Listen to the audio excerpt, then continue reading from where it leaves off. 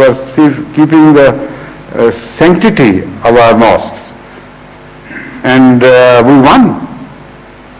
So whether it was name or in effect, it doesn't make any difference to us. We will continue to behave in the same manner. All right, any yes, Gulzar Sahib?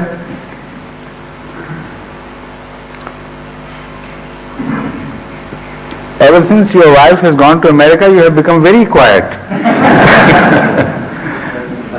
Wa alaikum salam wa rahmatullah. While I was reading to some Hindus, he put me 3 questions about this stone. He said, which stone? Hadhrat. I see. It's in the house of God. Second thing is you face towards it.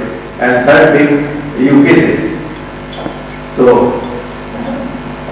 said if we worship the stones, one is symbol, just like you see the symbol there. Could you enlighten us to this question? You tell him that if you do it exactly as we do, then you are not an idol worshipper. Stop the debate there. Say, I assure you, I give you guarantee that if you do it exactly as we do, there is no more debate, no more difference between us. Alhamdulillah, you have become a Muslim.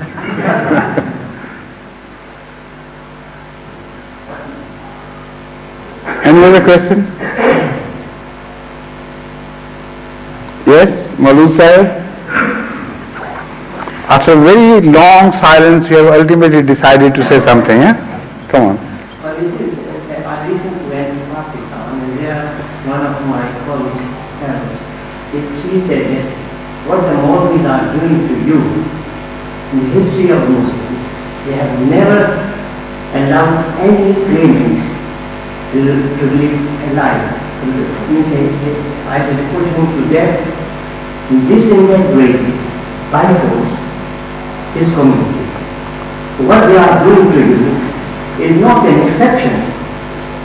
It has been the rule all the time. No, this is not correct. This is the exception to which I just referred.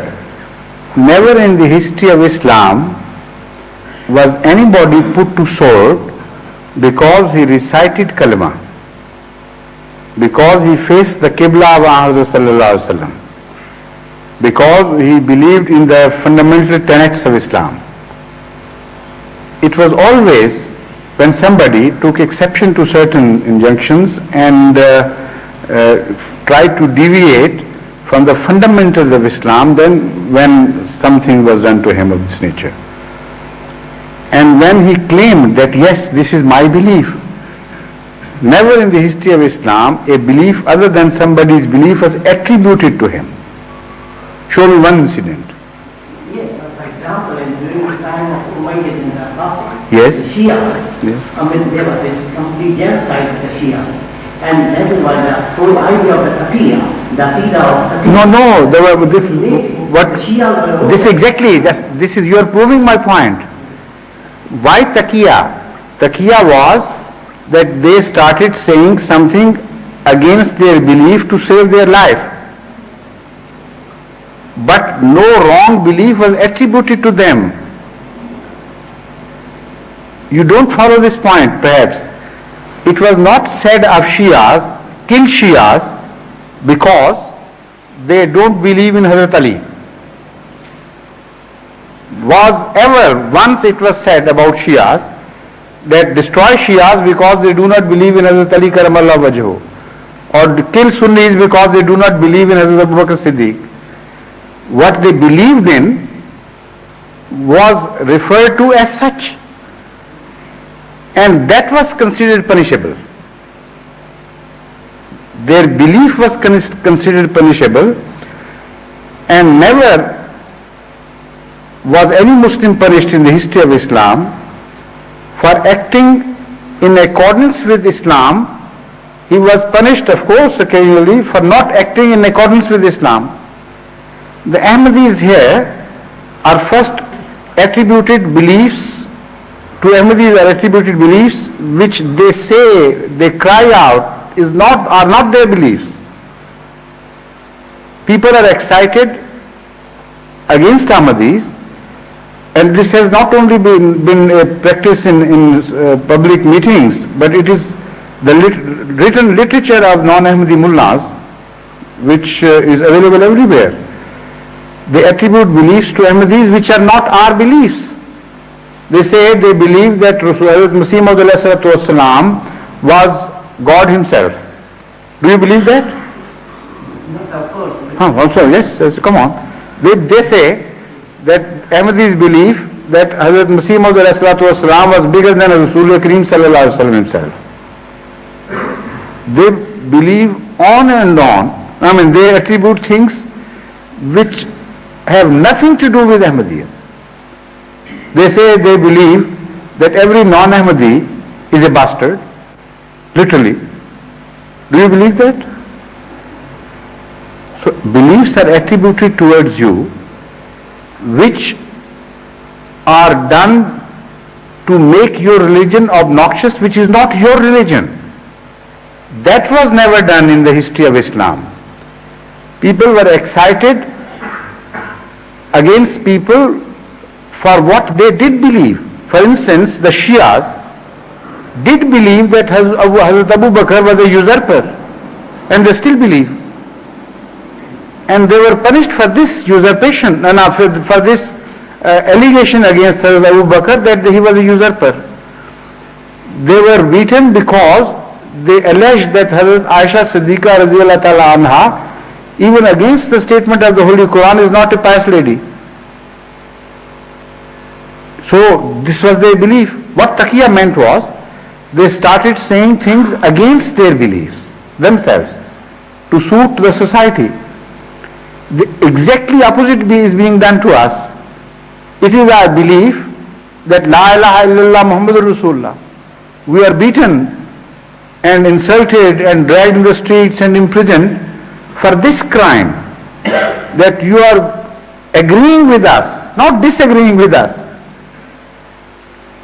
Our mosques are demolished because they are facing Kaaba and they are just like the Muslim mosques.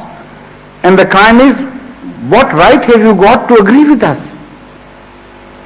To do as Muslims do. So this is a revolutionary thing which has happened. And even if you take the allegation of that gentleman on the face value of it, even then it doesn't prove anything for him, doesn't help him at all. Because it is like saying, addressing Hazrat Rasul Kareem Sallallahu Alaihi Wasallam and telling him that, look here, why do you take exception to this cruel treatment to you? Don't you know that the prophets before you were treated exactly like this? So why not you? Jesus, Moses, prophets between them and the prophets before them, they were all treated, the whole history stands out in favor of our treatment to you. So why should you be angry? Accept it. So if the Muslims have been treating other Muslims wrongly, unjustifiably, how can it prove the case for them? Because cruelties have been committed in the past, so it should be permitted, they should be permitted to be committed now? Is that the argument? They were wrong in the history when they did this. So they are wrong now. Like the opponents of Muhammad Sallallahu Alaihi Wasallam were as wrong as they were before, even more wrong.